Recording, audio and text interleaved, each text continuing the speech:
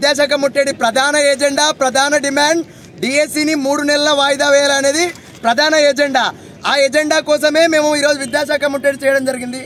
ఇప్పుడు కూడా ఇక్కడ కూడా ఆ అంశం పైన స్పష్టమైన వైఖరి లేదా స్పష్టమైన నిర్ణయం ప్రభుత్వం నుంచి వచ్చినాకనే మేము ఈ గ్రౌండ్ నుంచి వెళ్తామని ప్రభుత్వానికి విద్యార్థుల తరపు నుంచి అందరి తరపు నుంచి తెలియజేయడం జరుగుతుంది. అంటే అంటే పోస్ట్ ఇవ్వకపోతే పోస్ట్పోన్ చేయకపోతే పోరా? పోస్ట్పోన్ చేయకపోవడం అనేది రానంత వరకు మేము ఇక్కడ నుంచి కదిలేదు లేదు.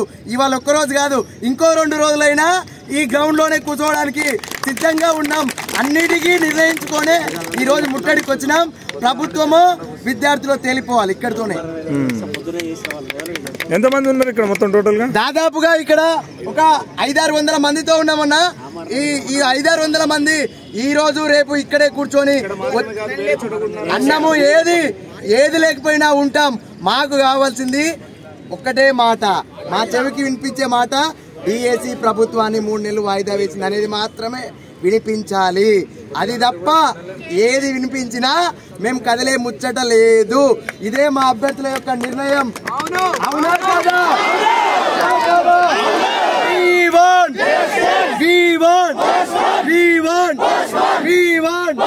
ప్రభుత్వ అధికారులు వెంటనే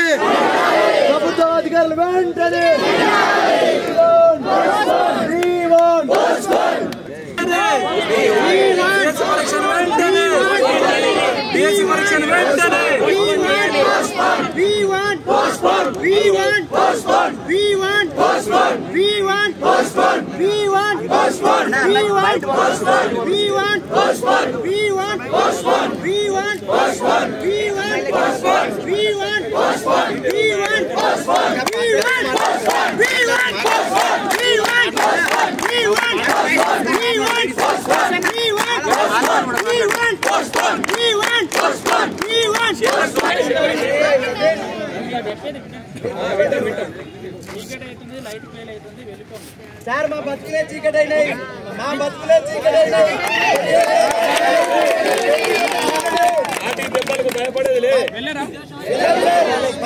మీరు కూడా ఒక ఉస్మానియా విద్యార్థిగా మీకు కూడా తెలుసు ప్రాబ్లమ్స్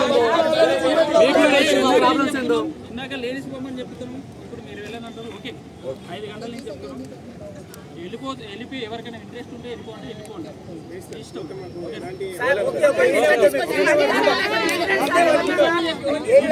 ప్రభుత్వం నుంచి నాకు పాజిటివ్ ఓటు వచ్చేదాకా ఇక్కడే ఉంటామన్నా.